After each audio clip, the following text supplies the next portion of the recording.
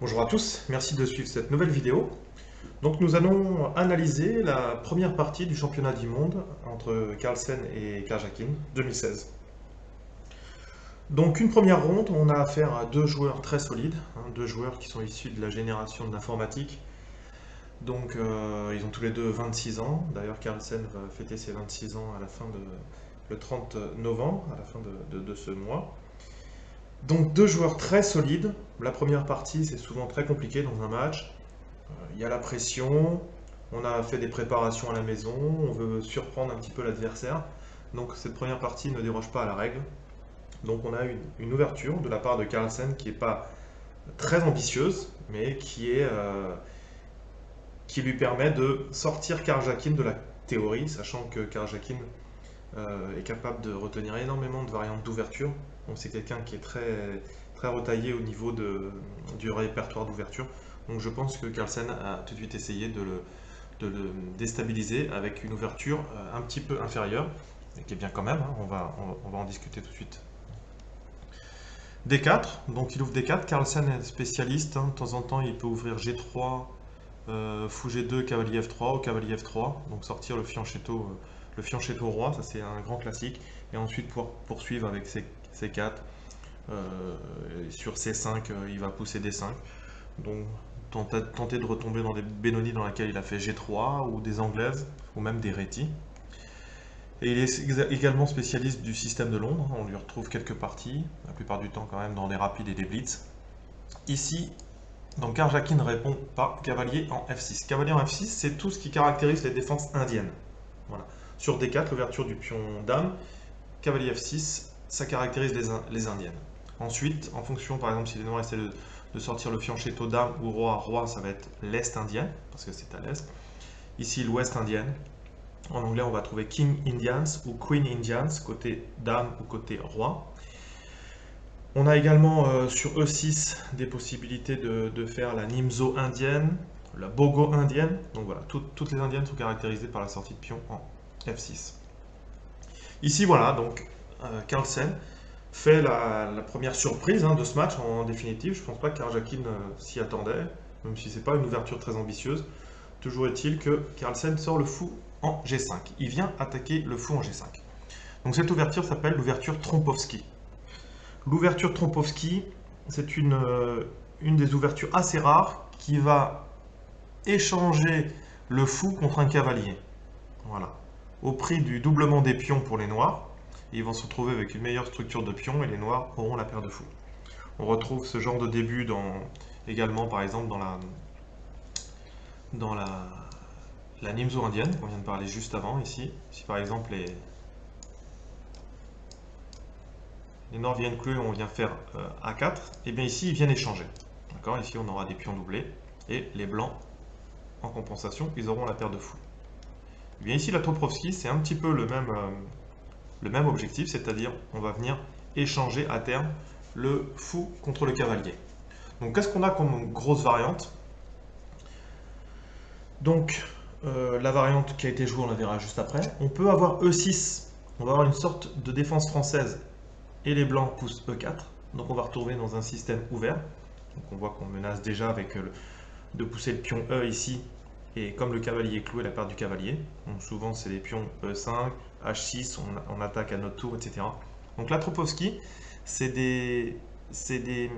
se retrouve avec des positions assez confuses parfois. Et objectivement, les noirs ont très peu de problèmes pour trouver au moins l'égalité. D'ailleurs, c'est ce qui va se passer dans la partie du championnat du monde. Qu'est-ce qu'on a aussi comme autre variante? On a souvent C5. Donc C5, eh bien, deux possibilités.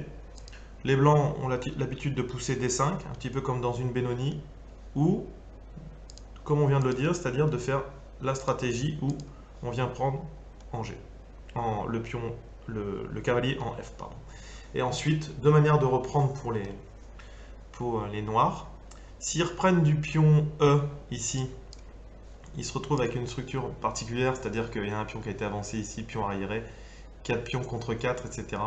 Donc la plupart du temps, quand même, on retrouve donc le pion doublé ici. Ça ouvre quand même la colonne G à la tour, et les noirs ont bien sûr la paire de fous. qu'on a également cavalier E4. Si on le donne à l'ordinateur, c'est le coup qu'il préfère. Cavalier E4 qui vient attaquer le fou. Donc le fou a, là ici on a trois possibilités. Possibilité H4, donc là on voit que sur l'échange ici, on se retrouve avec une structure particulière, d'accord, mais il y a la colonne ouverte pour la tour. Et sinon on a le retrait du fou. Donc soit on le laisse sur H4 pour garder cette diagonale sur la reine, là, ici, avec l'idée ensuite de pousser F3. Et on a également F4. Mais là si on regarde bien, on se retrouve avec quasiment un coup de moins par rapport au système de Londres. Donc ici, la plupart du temps, c'est un retour sur H4. Ici, C5. Étant donné que le fou est parti ici, ça donne souvent des idées au noir de mettre la dame en B6 pour aller attaquer ce pion qui n'est pas défendu. Même s'il faut faire attention, c'est ce qu'on appelle des fois le pion empoisonné. Mais ça peut être un système pour les noirs pour trouver au moins l'égalité ici. F3, c'est ce qu'on avait dit pour chasser. Et bien là, les noirs ont une petite subtilité, c'est qu'ils viennent faire G5 qui est protégé par le cavalier. Et ici, on va avoir des échanges. Voilà, et on se retrouve, comme je vous l'ai dit, avec une structure de pion assez confuse. Donc ici, la Tropovski, qu'est-ce qui a été joué dans la partie? D5.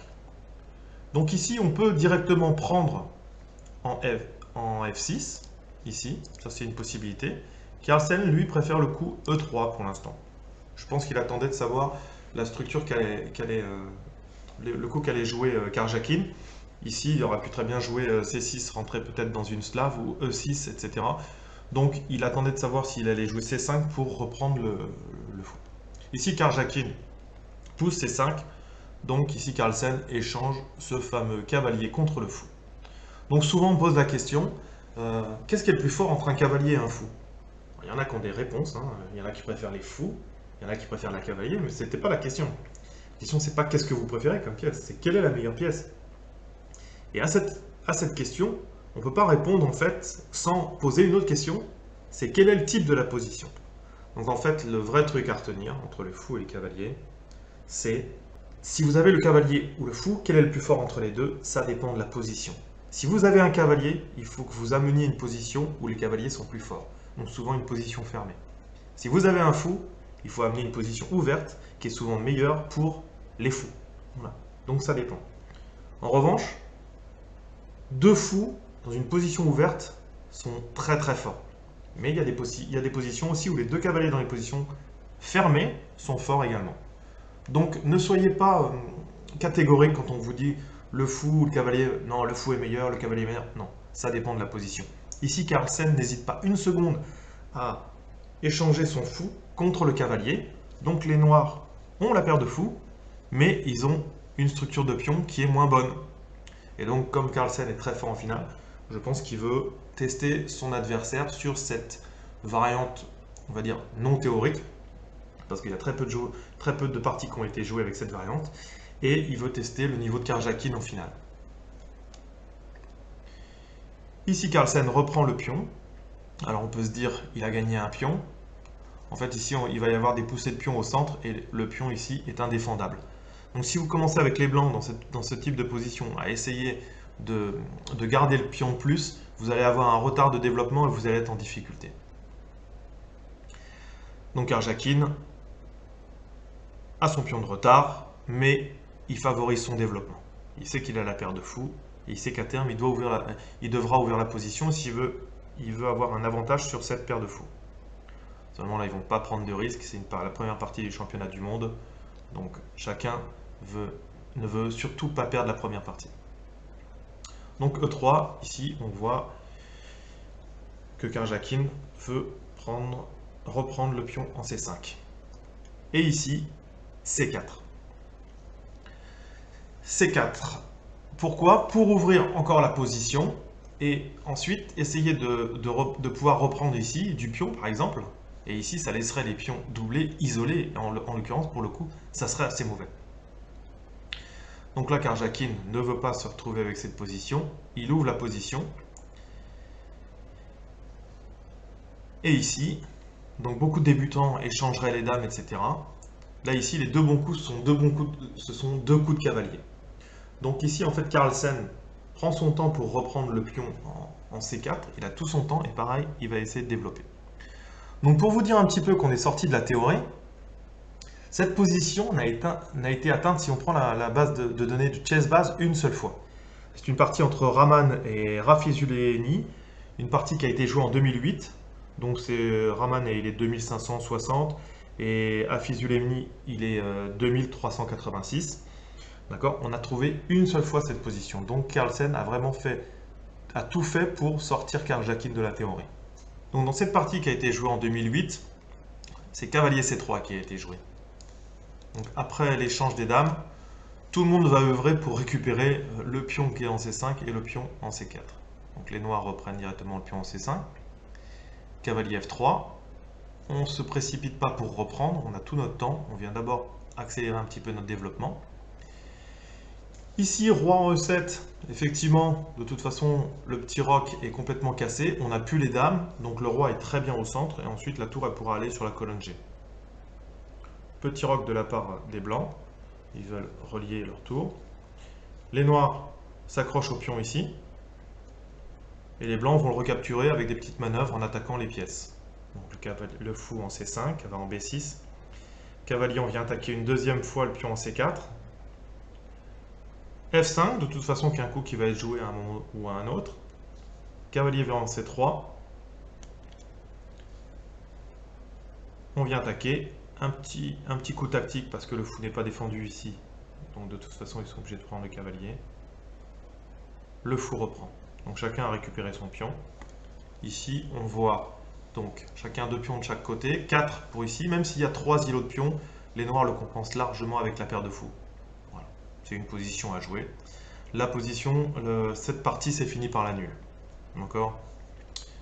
Cette variante-là, de toute façon, est quand même difficile pour espérer obtenir plus que une partie à peu près égale en tous les cas. En tous les cas, on peut faire confiance quand même à Carlsen pour savoir ce qu'il faisait. Donc je pense qu'il a pas pris de risque, il a testé Karjakin au niveau des finales. Donc il a joué cavalier D2. Cavalier D2, le 8e coup, Karjakin en était déjà à une vingtaine de minutes de réflexion et Carlsen avait pris 3 minutes seulement de réflexion. Donc on peut penser que Carlsen était sur une variante qu'il avait travaillée. On continue ici. Karjakin reprend le pion en C5. Cavalier en F3. On ne se précipite pas.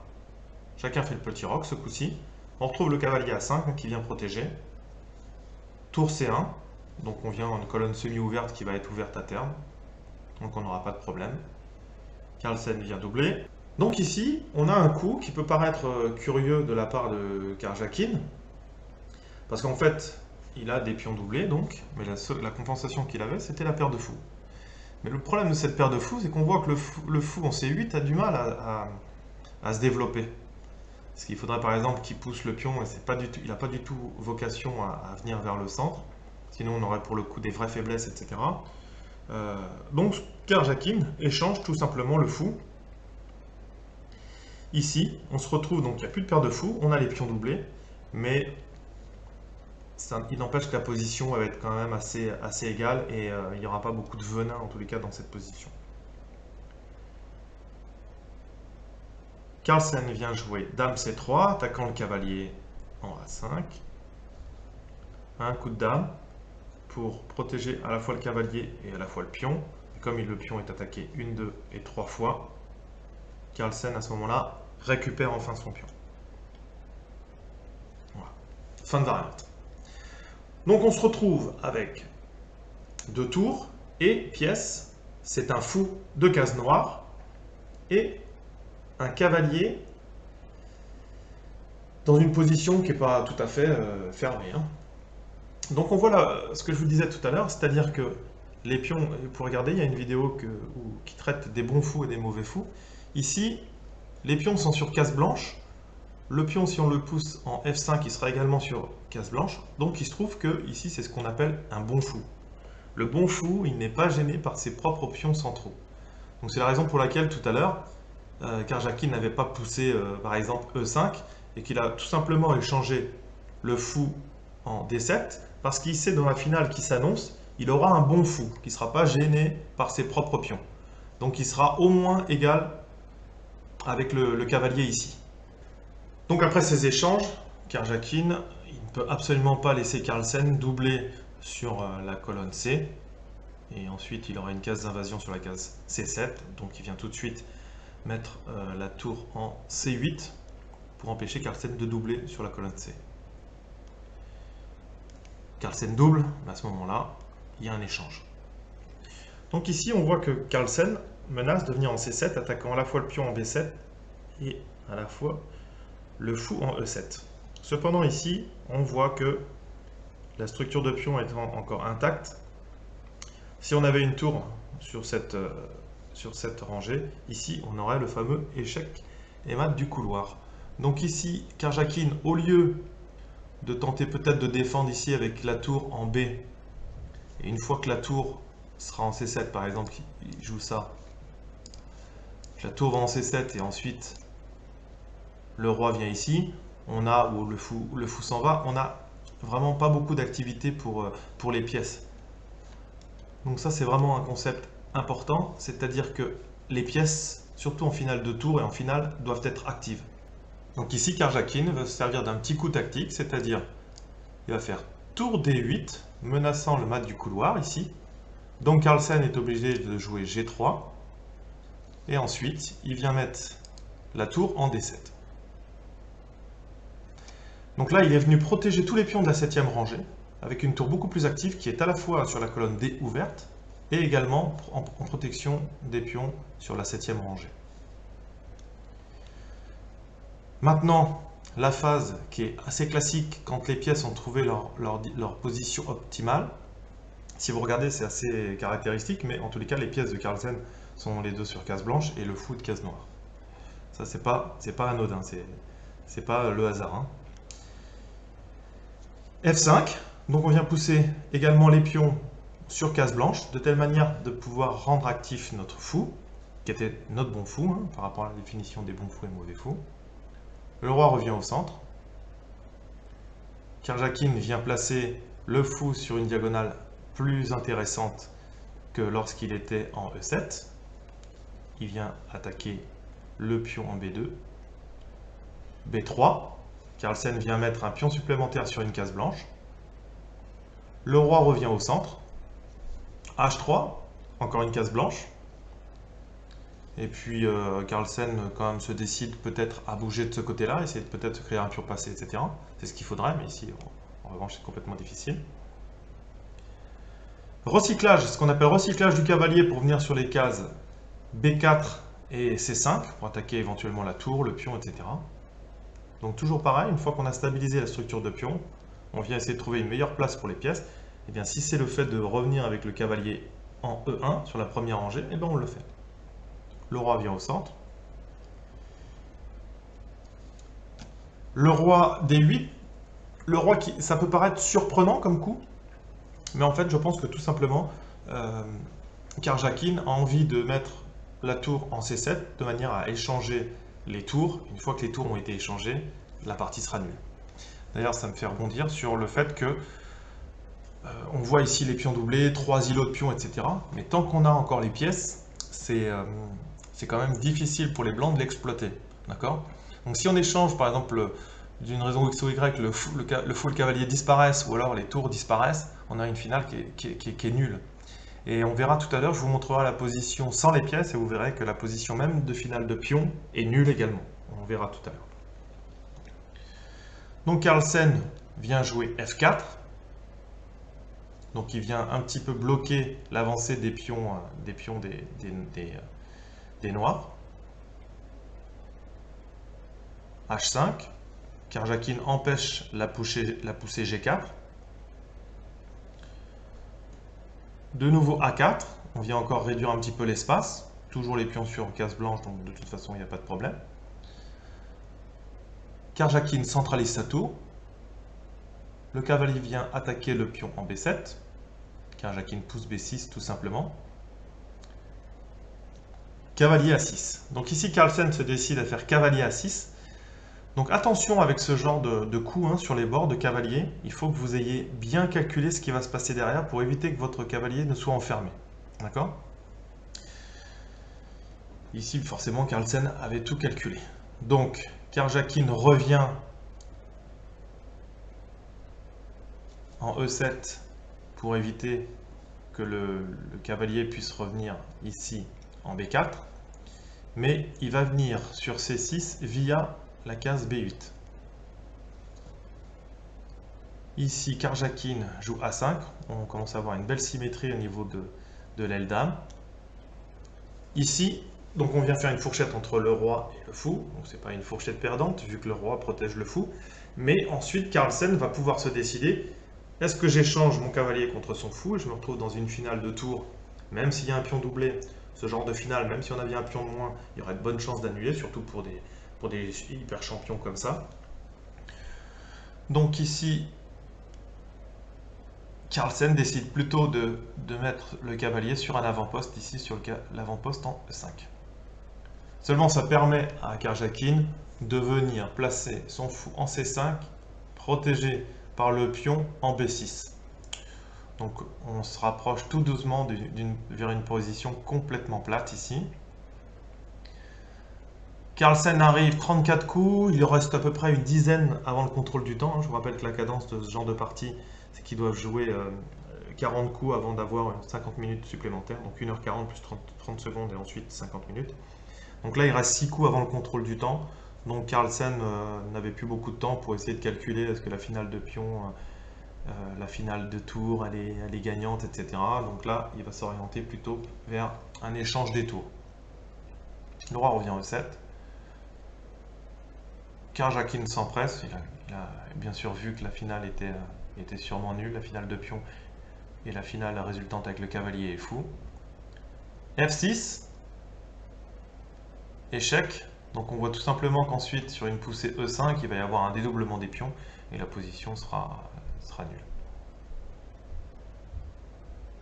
Ici, Carlsen vient jouer B5, ces coups ici, c'est pour gagner du temps pour le contrôle du temps. Il sait qu'il a le droit à 3 répétitions de la position, donc il le fait 2 fois pour atteindre les 40 minutes et ensuite pouvoir réfléchir un petit peu plus longtemps.